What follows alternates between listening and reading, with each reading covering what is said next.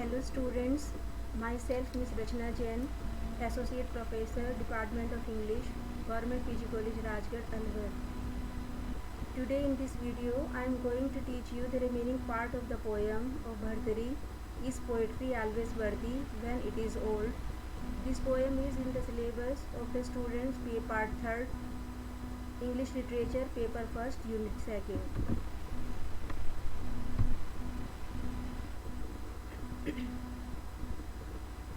The topics of my today's lecture are Introduction to the poet Bhartari, his major works, the poem Is Poetry Always Worthy When It Is Old, explanation of the poem with context.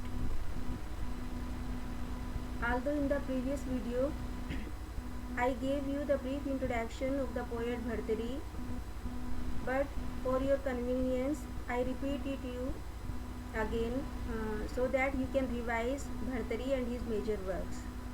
King Bhartari was a Sanskrit poet, philosopher, moralist and a grammarian. He lived in the latter half of the 5th century. He was the king of Ujjaini in Malwa in central India. He belonged to the Parmar dynasty and was the elder brother of King Vikramaditya. He was generous to his subjects. He was a great scholar and a lover of poetry and nature. Legend has it that he renounced the world and retired to the forest upon the discovery of his queen Pingla's infidelity.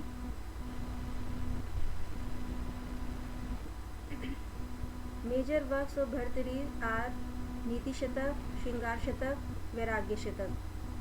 Niti Shatak contains 100 verses on ethics, Shringar Shatak contains 100 verses on love, and Vairagya Shatak contains 100 verses on renunciation.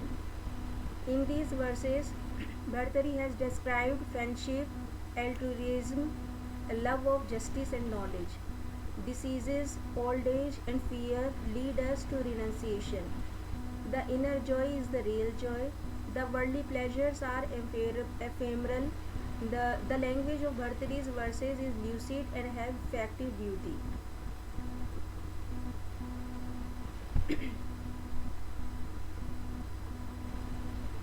This stanza is of 6 lines.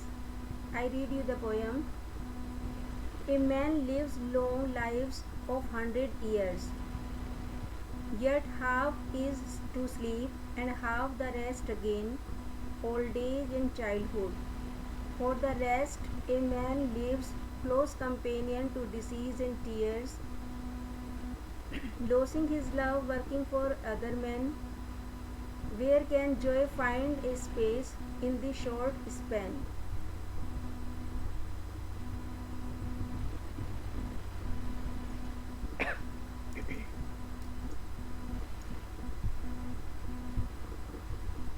In this stanza of 6 lines, Bhartari analyzes human life of 100 years. He says, man spends half of his life in sleep, a quarter of it in taking rest, living in childhood and suffering from old age. During the remaining years, he is either ill or shed tears of sorrow. He loses his loved ones, his dear and near ones, and works for others. Childhood and old age, sleep and rest, disease and sorrow, loss of loved ones and working for others. Such is the life cycle of human being. He can hardly find joy in the short span of his life. This stanza is a storehouse of practical wisdom.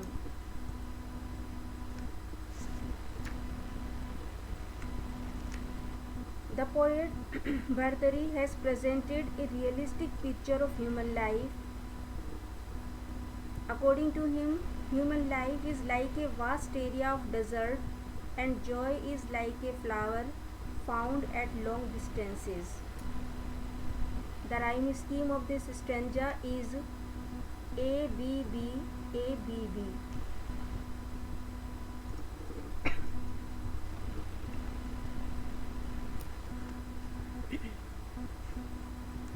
I read you the lines for you. Do not go, I could say, but this is inauspicious. All right, go is a loveless thing to say. Stay with me is imperious. Do as you wish suggests cold indifference. And if I say I will die when you are gone, you might or might not believe me. Teach me, my husband, what I ought to say when you go away.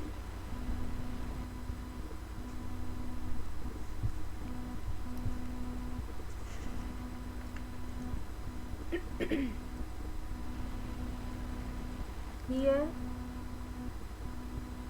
Bhartari describes deep in the heart of a wife and presents her feelings at the time of her husband's departure. The wife is distressed at the prospect of the husband's parting. She wonders what she should say when her husband is about to depart from her. She thinks of various options ranging from the plaintive to the cold and loveless.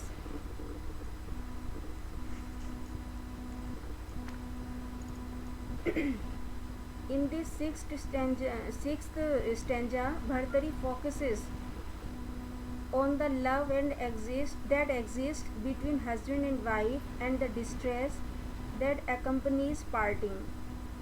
All parting in life is sad. The wife does not know what to say to her husband when he is departing. She thinks so many options.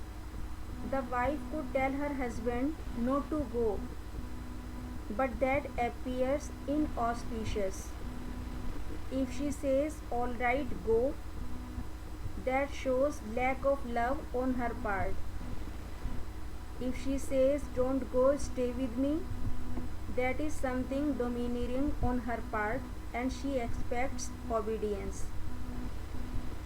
If she says, do as you wish, that suggests indifference to him, as if she does not care for him.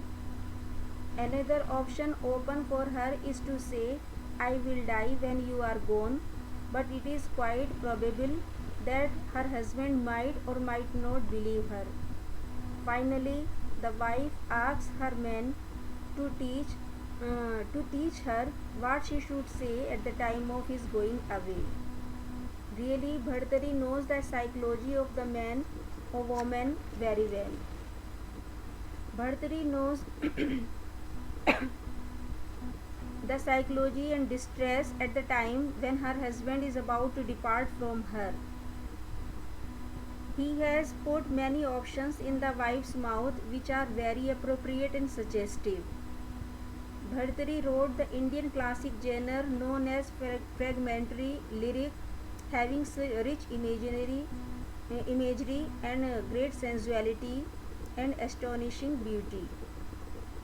This passage reminds us of the Elizabeth Barrett Browning's sonnet in which she asks her husband to teach her how to thank him for loving her. So I hope you understand the explanation of these stanzas.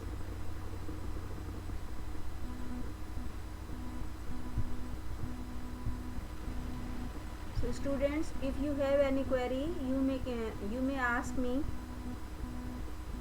Thank you for listening to my presentation. I hope you enjoyed it. Thank you.